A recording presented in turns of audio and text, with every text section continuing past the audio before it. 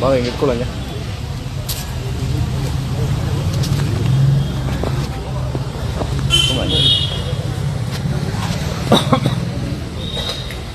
Shake ಮಾಡ ಬನ್ನಿ sir ಬಾ ಮಂಜು ಹಿಂದೆ ನಿಂತ್ಕೊಡ್ರಿ.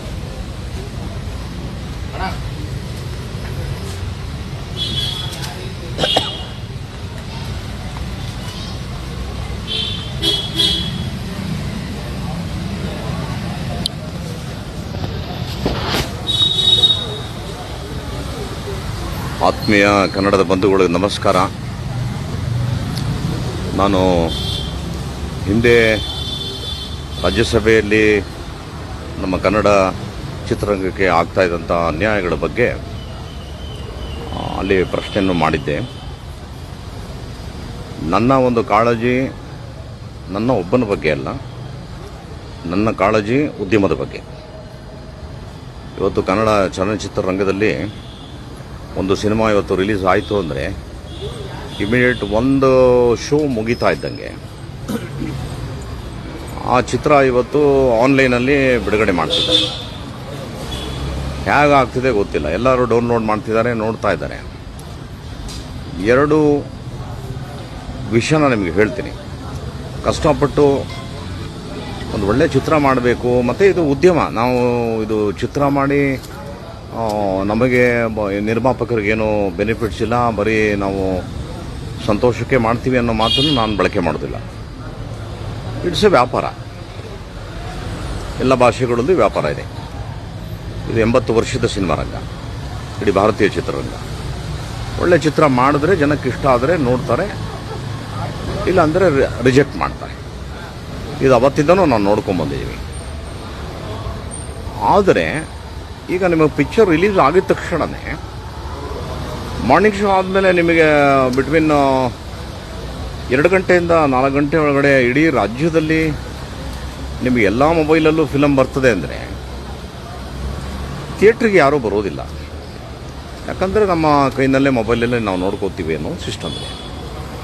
ನೋಡೋರ್ಗೆ ಅನ್ನಿಸ್ಬೋದು ನಮ್ಮ ಮೊಬೈಲಲ್ಲಿ ಬರ್ತಾ ಇದೆ, ನಾನು ನೋಡ್ತಾ ಇದ್ದೀನಿ. ಆದರೆ ಇದು ಎಂಥ ದೊಡ್ಡ ಕ್ರೈಮ್ ಅಂದರೆ,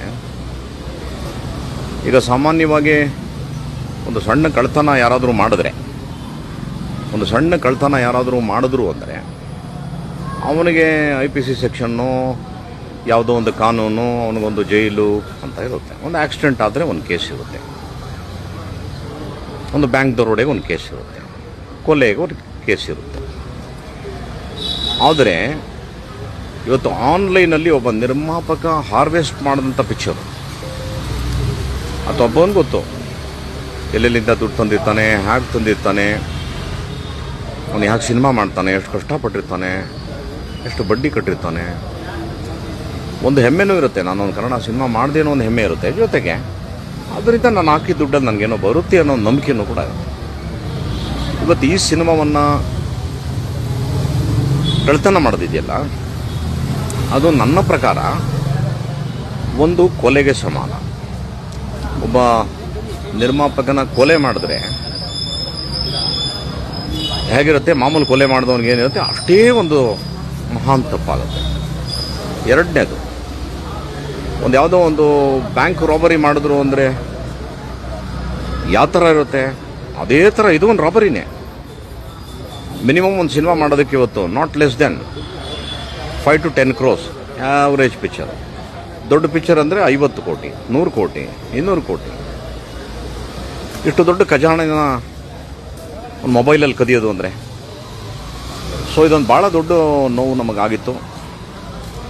ಹಾಗಾಗಿ ಈ ವಿಷಯನ ನಮಗೆ ಯಾಕೆ ಅಂತ ಸುಮ್ಮನೆ ಇದ್ದರೆ ಭಾಳ ಕಷ್ಟವಾಗ್ತದೆ ಅನ್ನೋ ಒಂದೇ ಒಂದು ನಿಟ್ಟಿನಲ್ಲಿ ನಮ್ಮ ನಿರ್ಮಾಪಕರು, ನನ್ನ ಭಾಳ ಆತ್ಮೀಯರು, ಕೋಣ ಅಂತ ಒಂದು ಪಿಕ್ಚರ್ ಮಾಡಿದ್ರು. ಪಾಪ ಅವ್ರ ಪಿಕ್ಚರು ನೀವು ಎಲ್ಲೇ ತೆಗೀರಿ, ಯಾವ ಮೂಲೆಯಲ್ಲಿ ತೆಗೀರಿ, ಇವತ್ತು ಆ ಪಿಕ್ಚರ್ ಸಿಗ್ತಾ ಇದೆ.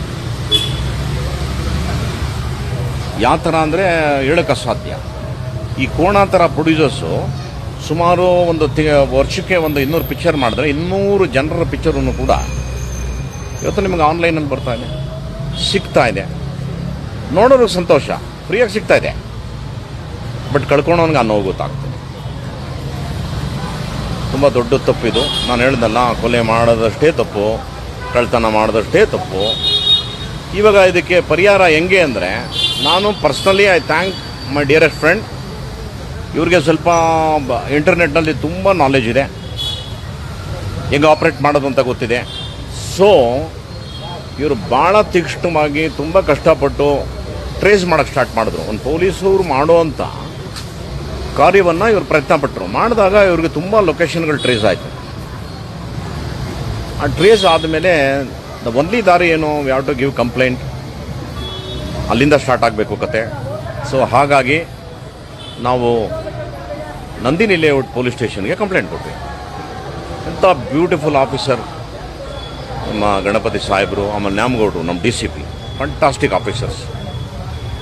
ಅವರು ನಮ್ಮ ಒಂದು ಬೇಡಿಕೆ ಮತ್ತು ಕರೆ ಇದೆಯಲ್ಲ, ಅದಕ್ಕೆ ಯಾವ ಥರ ಅಂದರೆ, ಯಾರು ನಮ್ಮ ಒಡ ಹುಟ್ಟಿದ ಅಣ್ಣ ತಮ್ಮದಿರ ಥರ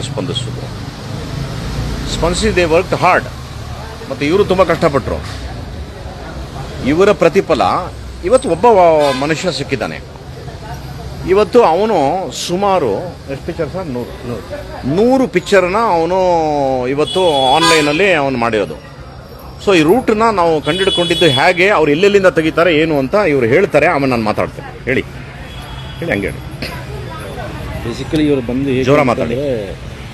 ಈಗ ನಾವು ಇಷ್ಟು ದಿವಸ ಮೇನ್ ಪ್ರಾಬ್ಲಮ್ ಇರೋದು, ಇಷ್ಟು ದಿವಸ ಪೈರಸಿ ಎಲ್ಲಾನು ನಡೆಯುತ್ತೆ, ಅದು ನಡೀತಾನೆ ಇರುತ್ತೆ ಅಂತ ಹೇಳಿ ಎಲ್ಲ ಬಿಟ್ಟಿರೋದ್ರಿಂದ ಇವ್ರು ಏನು ಮಾಡ್ತಾ ಇದ್ದಾರೆ, ಇನ್ಸ್ಟಾಗ್ರಾಮ್ ಆಗಿರ್ಬೋದು, ವಾಟ್ಸಪ್ ಆಗಿರ್ಬೋದು, ಫೇಸ್ಬುಕ್ ಆಗಿರ್ಬೋದು, ಎಲ್ಲದರಲ್ಲೂ ನಮ್ಮ ಫಿಲಮ್ನ ನಾವು ಮಾರ್ಕೆಟಿಂಗ್ ಮಾಡೋದಕ್ಕಿಂತ ಚೆನ್ನಾಗಿ ಇವ್ರು ಮಾರ್ಕೆಟಿಂಗ್ ಮಾಡಿ ಅದನ್ನು ಟೆಲಿಗ್ರಾಮಲ್ಲಿ ಹಾಕೋದು ಮತ್ತು ಇದರಲ್ಲಿ ಯಾವುದು ವಾಟ್ಸಪ್ ಗ್ರೂಪ್ಗಳಲ್ಲಿ ಹಾಕೋದು, ಇದನ್ನೆಲ್ಲ ಮಾಡ್ತಾ ಇದ್ದಾರೆ. ಇದು ಏನು ಅಂತಂದರೆ, ಇದು ಒಂದು ರೂಟ್ ನಾವು ಹಿಡಿದು ಇದನ್ನ ಮಾಡಲಿಲ್ಲ ಅಂತಂದರೆ ಎಂಟೈರ್ ಇಂಡಸ್ಟ್ರಿ ನನಗನ್ಸೋದು ಕೊಲಾಪ್ಸ್. ಕನ್ನಡ ಚಿತ್ರರಂಗ ನಾಮಾವಶೇಷ, ಉಳಿಯೋದು ಕಷ್ಟ ಸಿನಿಮಾ ಮಾಡೋಕ್ಕಾಗಲ್ಲ. ಜೊತೆಗೆ ಇವ್ರದ್ದು ಆರ್ಗನೈಸ್ಡ್ ವೇ ಇದೆ. ಮುಂಚೆ ನಾವೀಗೇನು ನಮ್ಮ ಹತ್ರ ಆ್ಯಂಟಿ ಪೈರಸಿ ಟೀಮ್ ಇದೆ. ಆ್ಯಂಟಿ ಪೈರಸಿ ಟೀಮ್ ಇತ್ತು ಅಂದರೂ ಅದು ಕೆಲಸ ಬರೀ ಡಿಲೀಟ್ ಮಾಡೋದು ಅಷ್ಟೇ. ಇದನ್ನು ಎಲ್ಲಿಂದ ರೂಟ್ ಕಾಸಲ್ಲಿ ಇವರು ತೆಗಿತಾ ಇದ್ದಾರೆ, ಇದನ್ನೆಲ್ಲ ನಾವು ಮಾಡಿ ಇದನ್ನು ತೆಗೆದಾಕ್ತಿಲ್ಲ ಅಂತಂದರೆ ಇವತ್ತಿಗೆ ಒಂದು ಸ್ಟೇಜಿಗೆ ನಾವು ಬಂದಿದ್ದೀವಿ ಅಂತಂದರೆ ನಮ್ಮ ಪೊಲೀಸ್ ಇಲಾಖೆ ಆಗಿರ್ಬೋದು, ಸರ್ ಆಗಿರ್ಬೋದು, ಫಿಲಮ್ ಇಂಡಸ್ಟ್ರಿ ಆಗಿರ್ಬೋದು, ಎಲ್ಲರೂ ಸಪೋರ್ಟ್ ಮಾಡಿ ಇವ್ರನ್ನ ಟ್ರ್ಯಾಕ್ ಡೌನ್ ಮಾಡ್ಕೊಂಡು ಇವತ್ತಿಗೆ ಸಿಕ್ಕಿದ್ದಾರೆ. ಸೊ ಇದು ಕಂಟಿನ್ಯೂಸ್ ಪ್ರೋಸೆಸ್ ಆಗಿದ್ದ ಕ್ಯಾನ್ಸರ್ ಥರ ಕಂಟಿನ್ಯೂಸ್ ಪ್ರೋಸೆಸ್ ಆಗಿ ಇದನ್ನು ನಾವು ತೆಗೆದಾಕ್ಲಿಲ್ಲ ಅಂದರೆ ಕನ್ನಡ ಇಂಡಸ್ಟ್ರಿ ಇದ್ರ ಉಳಿಯೋದು ಕಷ್ಟ. ಸೊ ಇವ್ರದ್ದು ಎಲ್ಲ ಲೊಕೇಶನ್ ಸಿಕ್ಕಿತ್ತು. ಮತ್ತು ರಾಜಾರೋಷವಾಗಿ ಇನ್ಸ್ಟಾಗ್ರಾಮಲ್ಲಿ ನಮ್ಮ ಮಾರ್ಕೆಟಿಂಗ್ ಮಾಡ್ತಾಯಿದ್ರು, ಫೇಸ್ಬುಕ್ಕಲ್ಲಿ ಹಂಗೆ ಮಾರ್ಕೆಟಿಂಗ್ ಮಾಡ್ತಾರೆ. ಇವ್ರದ್ದು ಕಂಟಿನ್ಯೂಸ್ ನಾವು ಸತತ 2 ತಿಂಗಳಿಂದ ಇವ್ರು ಫಾಲೋ ಮಾಡಿ ಇವ್ರದ್ದು ಎಲ್ಲ ಟ್ರ್ಯಾಕ್ ಡೌನ್ ಮಾಡಿದಾಗ ಇವಾಗ ನಮಗೆ ಒಂದು ಟೀಮ್ ಅನ್ನೋದು ಸಿಕ್ಕಿದೆ. ಇದೇ ಥರ ಇನ್ನೂ ಎಷ್ಟೋ ಟೀಮ್ ಇದೆ, 500 ಜನ ಇದ್ದಾರೆ. 500 ಜನ ಟೀಮ್ ಏನಾಗುತ್ತೆ, ಇವ್ರನ್ನ ಯಾರನ್ನೂ ನಾವೊಂದಂತೂ ಡಿಸೈಡ್ ಮಾಡಿದ್ದೀವಿ, ಸರ್ದು ಸಪೋರ್ಟಿಂದ ಮತ್ತು ನಮ್ಮ ಪೊಲೀಸ್ ಇಲಾಖೆ ಸಪೋರ್ಟಿಂದ. ಯಾವುದೇ ಕಾರಣಕ್ಕೂ ಯಾರು ಡೌನ್ಲೋಡ್ ಮಾಡ್ತಿದ್ದೀರಾ, ಯಾರು ಫಾರ್ವರ್ಡ್ ಮಾಡ್ತಾಯಿದ್ದೀರಾ, ಯಾರು ಸೋಷಿಯಲ್ ಮೀಡಿಯಾದಲ್ಲಿ ಎಲ್ಲರೂ ಜೈಲಿಗೆ ಈ ಲಿಂಕ್, ಈ ಮೂವಿ ಲಿಂಕು ಬಯೋಲಿದೆ, ಇದನ್ನು ನಿಮ್ಮನ್ನು ನಾವು ಖಂಡಿತ ಬಿಡೋದಂತೂ ಮಾತೇ ಇಲ್ಲ. ಡೌನ್ಲೋಡ್ ಮಾಡಿ ಇನ್ನೂ ಯಾರು ಫಾರ್ವರ್ಡ್ ಮಾಡ್ತಾಯಿದ್ದೀರಾ ಆ ರೆಕಾರ್ಡು ಟ್ರ್ಯಾಕ್ಗಳು ಇದೆ, ಅವರು ಎಲ್ಲರೂ ಇದೇ ರೀತಿ ಎಲ್ಲರೂ ಸೇರಬೇಕಾಗುತ್ತೆ. ಕಠಿಣವಾಗಿ 3 ವರ್ಷ ಏನು ಶಿಕ್ಷೆ ಆಗುತ್ತೆ ಅದನ್ನು ಕೊಡಿಸೋವರೆಗೂ ಅಂತೂ ಬಿಡಲ್ಲ ನಾವ್ಯಾರು. ಅಂದರೆ ಈಗ ಒಂದು ಹೊಸ ಅಮೆಂಡ್ಮೆಂಟ್ ಆಗಿದೆ. ಇದು ಮಾಹಿತಿಗೋಸ್ಕರ ನಾನು ಹೇಳ್ತೀನಿ. ಯಾವ ನಿರ್ಮಾಪಕರು ತಮ್ಮ ಸಿನಿಮಾನ ಆನ್ಲೈನಲ್ಲಿ ಕಳ್ತನಕ್ಕೆ ಒಳಗಾಗಿ ಅವ್ರ ಲೈಫ್ ಹಾಳಾಗೋಗಿದೆ, ಅವರು ಕಂಪ್ಲೇಂಟ್ ಮಾಡಿದಾಗ ನಮ್ಮ ಕರ್ನಾಟಕಕ್ಕೆ ಒಬ್ಬರು ನೋಡಲ್ ಆಫೀಸರ್ನ ಕೊಟ್ಟಿರ್ತಾರೆ. ನಾವು ಇನ್ ಡೀಟೇಲ್ ನೋಡಲ್ ಆಫೀಸರ್ಸ್ಗೆ ಕಂಪ್ಲೇಂಟ್ ಮಾಡಿ ಆ್ಯಸ್ ಪರ್ ನಾರ್ಮ್ಸ್ ನಾವು ಹೋದಾಗ ಯಾರ್ಯಾರು ಕಳ್ತನ ಮಾಡ್ತಿದ್ದಾರೆ ಕಡ್ಡಾಯ 3 ವರ್ಷ ಜೈಲು, ತಪ್ಪಿಸ್ಕೊಳಕ್ಕಾಗೋದಿಲ್ಲ. ಅದನ್ನು ಹೆಮ್ಮೆಯಿಂದ ಹೇಳ್ತೀನಿ. ಈ ಸರ್ಕಾರದಲ್ಲಿ, ರಾಷ್ಟ್ರ ಸರ್ಕಾರದಲ್ಲಿ ತಪ್ಪಿಸ್ಕೊಳಕ್ಕಾಗೋದಿಲ್ಲ. 3 ವರ್ಷ ಜೈಲಾಗುತ್ತೆ, ಖಂಡಿತ ಜೈಲಾಗುತ್ತೆ.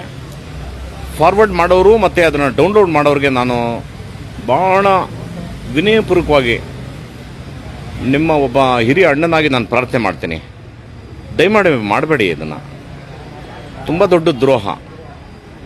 ನೀವೇನಾದ್ರು ಕಷ್ಟಪಟ್ಟು ಯಾವ್ದಾದ್ರು ಒಂದು ವ್ಯವಹಾರ ಮಾಡಿರ್ತೀರಿ, ಏನೋ ಒಂದು ದುಡ್ಡು ಇಟ್ಕೊಂಡಿರ್ತೀರಿ, ಯಾರಾದರೂ ನಿಮಗೆ ಫ್ರಾಡ್ ಮಾಡಿ ಆನ್ಲೈನಲ್ಲಿ ಕಳ್ತನ ಮಾಡಿಬಿಟ್ಟಾಗ ನಿಮಗೆ ದುಃಖ ಆಗುತ್ತೆ ಅಂದರೆ 100% ನಮಗೂ ಆಗುತ್ತೆ.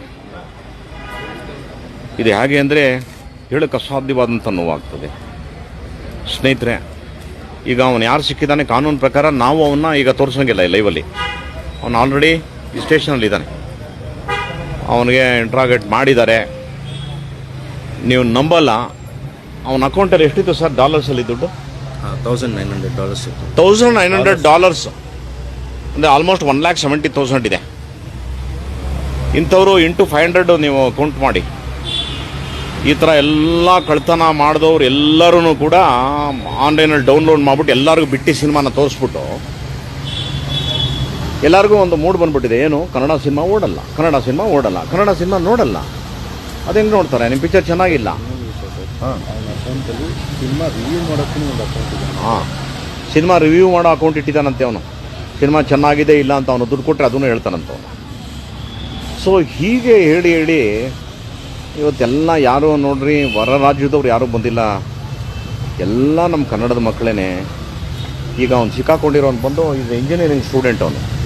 ಹಾಂ, ಮೆಕ್ಯಾನಿಕಲ್ ಸೆಕೆಂಡ್ ಇಯರ್ ಮಾಡ್ತಿರೋ ಹುಡುಗ ಅವನು ಇಂಥ ವಿದ್ಯಾವಂತರೇ ಇವತ್ತು ಇಂಥ ಒಂದು ಕೆಟ್ಟ ಚಾಳಿಗಳಿಗೆ ಹಿಡಿದುಬಿಟ್ರೆ ಹೆಂಗೆ ಆಗ್ತದಪ್ಪ? ಸುಮ್ಮನೆ ನೀವೆಲ್ಲ ನನಗೆ ತುಂಬ ದುಃಖ ಆಗೋದೇನು, ಪಾಪ ಸಿನಿಮಾ ಮಾಡಿಬಿಟ್ಟು ಯಾರೋ ಇತ್ತೀಚೆಗೆ ಒಬ್ಬ ನಟ ಹತ್ತಿದ್ದು ನೋಡಿ ನಂಗೆ ಭಾಳ ಬೇಜಾರಾಯ್ತು. ಎಂಥ ಒಂದು ದೌರ್ಭಾಗ್ಯ ದಿನ ನೋಡ್ತಾ ಇದ್ದೀವಿ ನಾವು. ಈ ಥರ ಸಿನಿಮಾ ಮಾಡಿ ಹೇಳುವಂಥ ಪರಿಸ್ಥಿತಿ ಬಂದ್ಬಿಡ್ತಲ್ಲ. ಹಾಗಾಗಿ ಐ ಪ್ರಾಮಿಸ್ಡ್ ಎವ್ರಿ ಒನ್, ಇದೆಲ್ಲ ಸರಿ ಹೋಗೋವರೆಗೂ ನನ್ನನ್ನು ಯಾರೂ ಕರಿಬೇಡಿ, ನನಗಿಷ್ಟನೇ ಇಲ್ಲ ಅನ್ನೋ ಒಂದು ಮಾತನ್ನು ಹೇಳ್ಬಿಡಿದ್ದೀನಿ. I not working. ತುಂಬ ಬೇಜಾರಾಗಿದೆ ಮನಸ್ಸಿಗೆ. ನನ್ನಂತೆ ಅನೇಕರಿಗೆ ಇವತ್ತು ಯಾವ ಮಟ್ಟಕ್ಕೆ ರಾಕ್ಲೈನ್ ಅಂತ ಒಬ್ಬ ದೊಡ್ಡ ಪ್ರೊಡ್ಯೂಸರ್ ಏನು ಹೇಳ್ತಾರೆ ಗೊತ್ತಾ? ಇವತ್ತು ಸಿನಿಮಾ ಮಾಡಿಲ್ಲ ಅಂದರೆ ಅದೇ ನಮ್ಮ ಲಾಭ ಅಂತ ಹೇಳ್ತಾರೆ. ಈ ಥರ ಆಗಿದೆ ಇವತ್ತೆಲ್ಲ. ಅಮಾಯಕರುಗಳು ಎಲ್ಲ ಬಂದು ಮಾಡಿ ಸಿಕ್ಕಾಕೊಂಡು ಈ ಥರ ಎಲ್ಲ ಆಗ್ತಿದೆ. ಹಾಗಾಗಿ ನಮಗೆ ಬೇರೆ ನಮ್ಮ ತಂದೆ ತಾಯಿಗಿನ್ನ ನೀವು ಶ್ರೇಷ್ಠ. ನಾನು ಹೇಳ್ತೀನಿ ಕೇಳಿ, ನಿಮಗೆ ನನ್ನ ಗುಣ ಗೊತ್ತು, ನಾನು ಯಾವ ರೀತಿ ನೇರವಾಗಿ ಮಾತಾಡ್ತೀನಿ ಗೊತ್ತು. ನಾನು ಸತ್ಯ ಇದ್ದರೆ ಮಾತ್ರ ಬರ್ತೀನಿ, ಇಲ್ಲೇ ಅಂದರೆ ನಾನು ಬರೋದಿಲ್ಲ. ನನ್ನದೇ ಬೇರೆ ಲೈಫು ನಂದು. ನಂಗೆ ತುಂಬ ನೋವಾಗಿದೆ. ಯಾಕಂದರೆ ಒಂದಲ್ಲ ಎರಡಲ್ಲ 40 ವರ್ಷ ನಾನು ಸಿನಿಮಾ ರಂಗದಲ್ಲಿ ಅನ್ನ ತಿಂದಂಥ ಮನುಷ್ಯ ನಾನು. ಹಾಗಾಗಿ ಅವನ ಮುಖನ ತೋರಿಸ್ಬಾರ್ದಂತೆ, ಅದು ಕಾನೂನು. ನಾಳೆ ಒಂದು ಮಾಧ್ಯಮದ ಮುಂದೆ ಆತನ ಕರ್ಕೊಂಬರ್ತಾರೆ. ಐ ಥಿಂಕ್ 11 ಗಂಟೆಗೆ ನಾಳೆ DCP ನಾರ್ತ್ ಅವರು ನ್ಯಾಮಗೌಡರು ಅವ್ರ ಆಫೀಸಲ್ಲಿ ಅವನನ್ನು ಕರ್ಕೊಂಬರ್ತಾರೆ. ಈ ಥರ ಸುಮಾರು 400ರಿಂದ 500 ಜನ ಈಗ ಆನ್ಲೈನಲ್ಲಿ ರೆಡಿ ಇದ್ದಾರೆ. ನನ್ನ ಬ್ರದರ್ಸ್ಗಳಿಗೂ ಹೇಳ್ತಾ ಇದ್ದೀನಿ, ಬಿ ಕೇರ್ಫುಲ್, ವಿಲ್ ಕಮ್. ನಾವು ಟ್ರೇಸ್ ಮಾಡ್ತೀವಿ. ತುಂಬ ಕಷ್ಟ ಇದೆ. ನಾವು ಇಲ್ಲೇನಾಗಿದೆ, ಇದು ಅಭ್ಯಾಸ ಆಗೋಗ್ಬಿಟ್ಟಿದೆ. ಹೋಗಲಿ ಬಿಡಿ ಏನೋ ಆಗಿದೆ, ಏನೋ ಮಾಡ್ತಾರಂತೆ ನೋಡ್ತಾರಂತೆ ಅಂತ ನಾವು ಯಾವ ಮಟ್ಟಕ್ಕೆ ಇದ್ದೀವಿ ಅಂದರೆ ಕಡೇ ಮನುಷ್ಯನವ್ರಿಗೂ ಹೋಗೋಣ, ನನಗೂ ಬೇಜಾರಾಗಿದೆ, ಅಟ್ಲೀಸ್ಟ್ ಈ ಥರ ಆದರೂ ಒಂದು ಸಣ್ಣ ಸೇವೆ ಮಾಡೋಣ ನಮ್ಮ ನಿರ್ಮಾಪಕರಿಗೆ ಅಂತ ಟ್ರೈ ಮಾಡಲೇವಲ್ವೇ. ಇದಕ್ಕೆ ಸಹಕಾರ ಕೊಡಬೇಕಾಗಿದೆ ಯಾವುದು? ನೀವು, ನನ್ನ ಅಣ್ತಂದಿರು ನೀವು. I love you man. ದಯಮಾಡಿ ಸಹಾಯ ಮಾಡಿ, ನಮಗೆ ನಮ್ಮ ಉದ್ಯಮಕ್ಕೆ ಸಹಾಯ ಮಾಡಿ. ನಾವೆಲ್ಲ ಸುಮಾರು ವರ್ಷ ಮೆರೆದಾಯಿತು, ಮುಂದಿನ ಮಕ್ಕಳು ಮೆರಿಲಪ್ಪ, ಆಶೀರ್ವಾದ ಮಾಡಿ. ಎಲ್ಲರ ಪಿಕ್ಚರ್ ಓಡಿದ್ರೆ ತಾನೆ. ಎಷ್ಟು ಜನ ಮಕ್ಕಳಿಗೆ ಆಸೆ ಇದೆಯಲ್ವಾ, ನಾನು ಆ್ಯಕ್ಟ್ರ್ ಆಗಬೇಕು, ಕ್ಯಾಮ್ರಾಮನ್ ಆಗಬೇಕು, ಡೈರೆಕ್ಟ್ರ್ ಆಗಬೇಕು. ನೀವೆಲ್ಲ ಸಹಾಯ ಮಾಡಿದ್ರೆ ಅಂಥವರೆಲ್ಲ ಬರ್ತಾರೆ, ಇಲ್ಲ ಅಂದರೆ ಕಷ್ಟ ಇದೆ. ಹಾಗಾಗಿ it's my prayer. Thank you so much. ಅವನ್ನ ತೋರಿಸೋಂಗಿಲ್ಲ. ನಾಳೆ 11 ಗಂಟೆಗೆ ಅವನ್ನ ಪ್ರೊಡ್ಯೂಸ್ ಮಾಡಿ ಕೋರ್ಟ್ಗೆಲ್ಲ ಮಾಡ್ತಾನೆ. ಇನ್ನು ಮಿಕ್ಕಿದ್ದು ಯಾರ್ಯಾರಿದ್ದಾರೆ they have taken it as a challenge. ನಾವು ಹೋಮ್ ಮಿನಿಸ್ಟ್ರನ್ನು ಮೀಟ್ ಮಾಡ್ತಾ ಇದ್ದೀವಿ, ಚೀಫ್ ಮಿನಿಸ್ಟ್ರನ್ನು ಮೀಟ್ ಮಾಡ್ತೀವಿ. ನಮ್ಮ ಉದ್ಯಮನ ಕೂಡ ಜಾಯ್ನ್ ಆಗ್ತಾರೆ ನಾಳೆ ಎಲ್ಲರೂ. ಎಲ್ಲ ಪ್ರೊಡ್ಯೂಸರ್ಸು, ಡೈರೆಕ್ಟರ್ಸು ಎಲ್ಲರೂ ಬರ್ತಾರೆ. Make it a big issue. ಇದನ್ನು ತೊಗೊಂಡೋಗ್ತೀವಿ, ಎಲ್ಲಿವರೆಗೂ ಆಗ್ತದೆ ಅಲ್ಲಿವರೆಗೂ ತೊಗೊಂಡೋಗ್ತೀವಿ. ಕಾನೂನು ಜೊತೆಗೆ ಹೋಗ್ತೀವಿ. ಸೊ ಒಂದು ಲಾಸ್ಟು ರಿಕ್ವೆಸ್ಟ್ ಮಾಡಿ ನನ್ನ ಮಾತು ಮುಗಿಸ್ತೀನಿ. ದಯಮಾಡಿ ಯಾರ್ಯಾರು ಮಾಲ್ ಪ್ರಾಕ್ಟೀಸ್ ಮಾಡ್ತಾ ಇದ್ರಲ್ಲ, ದಯಮಾಡಿ ಇಲ್ಲಿಗೆ ಎಂಡ್ ಮಾಡಿ. ತುಂಬ ದೂರದವರೆಗೂ ಬರ್ತೀವಿ ನಾವು. ನಮಸ್ಕಾರ. Thank you. ನನ್ನ ಮಾತು ಕೇಳಿದ ಎಲ್ಲರಿಗೂ ಧನ್ಯವಾದ. ನಮಸ್ಕಾರ. Love you.